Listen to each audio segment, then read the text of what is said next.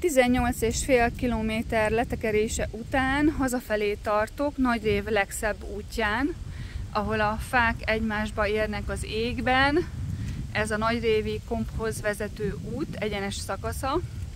És azért készítem ezt a felvételt, mert holnap hétfő este, november 3-án újból jelentkezem az Altató helyett nevű műsorommal, amiben a figyelemről fogok most beszélni, illetve annak hiányáról, és hogy mit tehetünk, vagy mit érdemes tennünk azért, hogy a figyelmünket egy helyre fókuszáljuk, mert most minden külső tényező azzal van elfoglalva, hogy a mi figyelmünket maga felé vonzza.